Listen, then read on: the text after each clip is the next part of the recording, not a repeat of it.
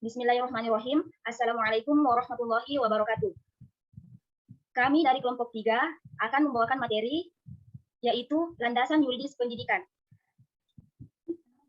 Adapun poin-poin penting yang akan kami sampaikan yaitu terdiri dari 6. Yang pertama, pengertian landasan yuridis pendidikan yang akan dibawakan oleh Saudari Andi Muhammad Hairul Taufik. Kepada saudari, kami persilahkan. Baik, terima kasih atas kesempatannya. Pada kali ini saya akan menjelaskan tentang pengertian landasan yuridis pendidikan. Yang pertama, pengertian dari pendidikan yaitu proses pengubahan sikap dan tata laku seseorang atau sekelompok orang dalam upaya mendewasakan manusia melalui upaya pengajaran dan pelatihan. Hukum merupakan suatu aturan baku sebagai tempat berpijak atau titik tolak dalam melaksanakan kegiatan-kegiatan tertentu. Dalam hal ini adalah pendidikan dilandasi oleh aturan-aturan baku mengenai segala proses dan hal yang berkaitan dengan pendidikan. Tata yuridis berkaitan dengan hukum. Maka yang menjadi asumsi dalam pendidikan adalah sumber-sumber hukum yang menjadi pijakan dalam pelaksanaan pendidikan di Indonesia. Landasan hukum pendidikan adalah asumsi yang bersumber dari peraturan perundang-undangan yang berlaku yang dijadikan titik tolak dalam pendidikan, terutama pendidikan nasional.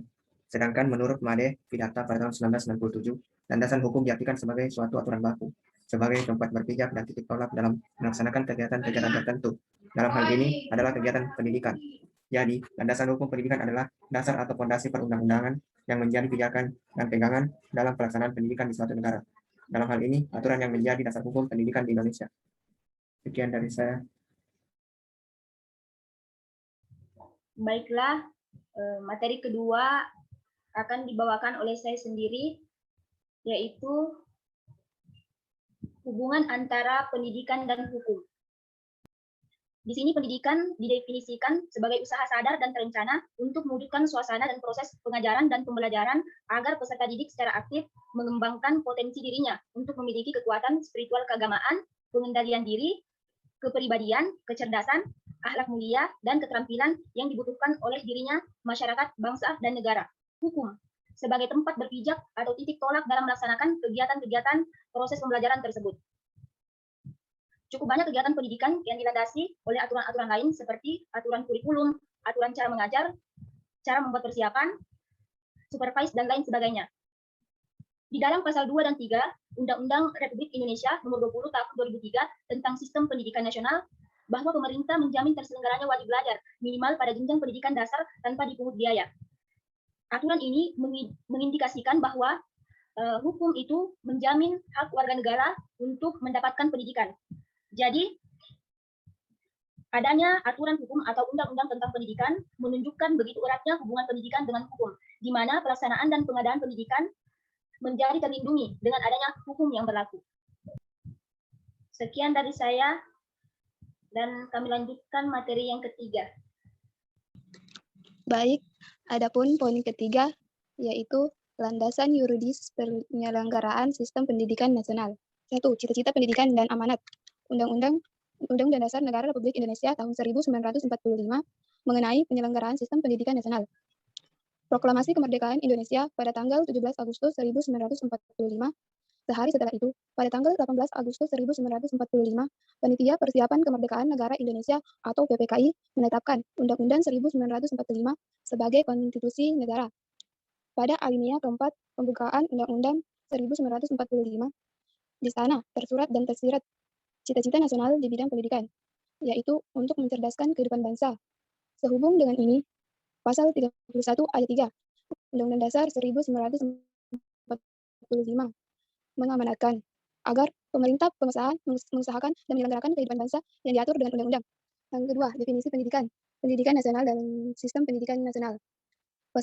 Pada pasal 1 ayat 1 Undang-Undang Republik Indonesia Nomor 20 Tahun 2003 dinyatakan bahwa pendidikan adalah usaha dan terencana untuk mewujudkan suasana belajar dan proses pembelajaran agar peserta didik secara aktif mengembangkan potensi dirinya untuk memiliki kekuatan spiritual, keagamaan, pengendalian diri, kepribadian, kecerdasan, akhlak mulia, serta keterampilan yang diperlukan dirinya, masyarakat, bangsa, dan negara. Pendidikan nasional adalah pendidikan yang berdasarkan Pancasila dan Undang-Undang Dasar 1945 yang berakar pada nilai-nilai agama, kebudayaan nasional Indonesia, dan tanggap terhadap tuntutan perubahan zaman. Pada pasal 1 ayat 2 Undang-Undang Republik Indonesia tahun 2003. Sistem pendidikan nasional adalah keseluruhan komponen pendidikan nasional dan saling terkait secara terpadu untuk mencapai tujuan pendidikan nasional. Pada pasal 1 ayat 3 Undang-Undang Republik Indonesia nomor 20 tahun 2003, yaitu dasar, visi, misi, fungsi, tujuan, strategi pendidikan nasional, dan prinsip penyelenggaraan pendidikan. Yang kedua, hak dan kewajiban warga negara, orang tua, masyarakat, dan pemerintah. Yang ketiga, wajib belajar adalah program pendidikan minimal yang harus diikuti oleh warga negara Indonesia atas tanggung jawab pemerintah dan pemerintah daerah pasal 34 Undang-Undang Republik Indonesia nomor 20 tahun 2003.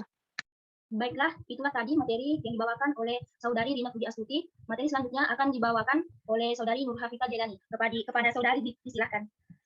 Baik, saya akan membawakan materi mengenai landasan yuridis mengenai kelembagaan pendidikan.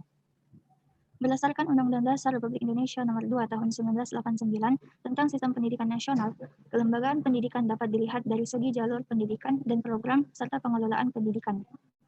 Yang pertama, jalur pendidikan. Jalur pendidikan terbagi menjadi dua, yaitu jalur pendidikan sekolah, yang merupakan pendidikan yang dilaksanakan di sekolah melalui kegiatan belajar mengajar yang secara berjenjang dan bersinambungan. Yang kedua, jalur pendidikan luar sekolah, yaitu pendidikan yang bersifat kemasyarakatan yang diselenggarakan di luar sekolah melalui kegiatan belajar mengajar yang tidak berjenjang dan tidak bersinambungan. Kemudian, jenjang pendidikan, yaitu suatu tahap dalam pendidikan berkelanjutan yang ditetapkan berdasarkan tingkat perkembangan peserta didik serta keluasan dan kedalaman bahan pengajaran yang tercantum dalam Undang-Undang Dasar Republik Indonesia Nomor 2 Tahun 1989 pada bab 1 pasal 1 ayat 5. Jenjang pendidikan di Indonesia ada 4, yaitu jenjang pendidikan pada anak usia dini, pendidikan dasar, pendidikan menengah, dan pendidikan tinggi. Kemudian, program dan pengolahan pendidikan. Yang pertama, jenis program pendidikan, yaitu mulai dari pendidikan umum, pendidikan kejuruan, pendidikan luar biasa, pendidikan kedinasan, dan pendidikan keagamaan. Kemudian, kurikulum program pendidikan, yaitu suatu konsep pendidikan di mana konsep pendidikan nasional direalisir melalui kurikulum. Kurikulum memberi bekal pengetahuan, sikap, dan keterampilan kepada peserta didik. Kurir dalam bahasa Yunani kuno berarti pelari, dan cure artinya tempat berpacu. Kurikulum kemudian diartikan sebagai jarak yang harus ditempuh. Aspek-aspek dalam kurikulum yaitu, pertama, aspek kesatuan nasional yang memuat unsur-unsur penyatuan bangsa. Yang kedua, aspek lokal yang memuat sifat-sifat kekhasan daerah, baik yang berupa unsur budaya, sosial, maupun lingkungan alam, yang mampu menghidupkan sifat kebinekaan dan merupakan kekayaan nasional. Baiklah, itulah tadi materi yang dibawakan oleh Saudari Nur Hafifah Jelani. Materi selanjutnya akan dibawakan oleh Saudari Sri Wahyuni. Baik, terima kasih atas kesempatannya. Di sini saya akan membahas mengenai masalah penerapan landasan hukum pendidikan di Indonesia. Seperti yang tercantum dalam pasal 6 ayat 1 bahwa setiap warga negara yang berusia 7 sampai 15 tahun wajib mengikuti pendidikan dasar. Yang menjadi masalah adalah mengapa hukum tersebut belum bisa terlaksana dan teratasi. Di sini bukan hanya pemerintah yang berperan, tetapi semua pihak seharusnya berusaha menyukseskan dan mewujudkan wajib belajar ini. Sebab kalau masyarakat berdiam diri, apalagi menentang program wajib belajar ini, berarti secara langsung mereka sudah menelantarkan dan meniadakan peluang untuk mendapatkan kesempatan untuk belajar dan mengenyam pendidikan. Jadi, masa dan pelaksanaan hukum pendidikan di Indonesia adalah yang pertama, kesadaran masyarakat akan pentingnya pendidikan. Yang kedua, masyarakat, aparatur negara, dan semua pihak yang bertanggung jawab dan sebagai pelaksana pendidikan kurang koordinasi dan kerjasama. Yang ketiga, tidak adanya suatu aturan atau yang jelas yang mengatur mengenai hukuman buat pihak yang mengganggu berjalannya dan terlaksananya pendidikan nasional. Baiklah, materi selanjutnya atau materi yang terakhir itu akan dibawakan oleh Saudari Herdianti Tri Dimas Ayuningtyas. Kepada Saudari kami persilahkan. Terima kasih atas kesempatan yang telah diberikan. Adapun solusi untuk mengatasi masalah hukum pendidikan di Indonesia adalah para pendidik dan masyarakat umum perlu bersikap dan bertindak positif menyukseskan program pendidikan nasional antara lain dengan cara yang pertama memberikan dorongan kepada peserta didik dan masyarakat untuk belajar secara terus-menerus. Tidak cukup hanya dengan tamat SD saja dengan alasan-alasan yang tidak masuk akal. Yang kedua, mengurangi beban kerja anak-anak, manakala mereka harus membantu meringankan beban ekonomi orang tuanya. Yang ketiga, membantu untuk merangsang kemauan belajar anak-anak dan peserta didik.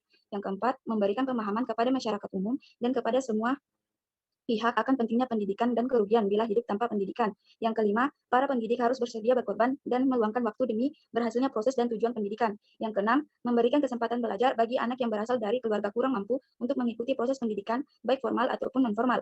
Begitu halnya dalam pendidikan agama, sikap dan kewajiban merupakan perubahan mendasar atas sikap dan pandangan yang dianutnya, yang seolah-olah menganggap bahwa sekolah-sekolah umum yang diselenggarakan oleh pihak swasta berhak sepenuhnya hanya memberikan pendidikan agama yang dianut oleh penyelenggara sekolah.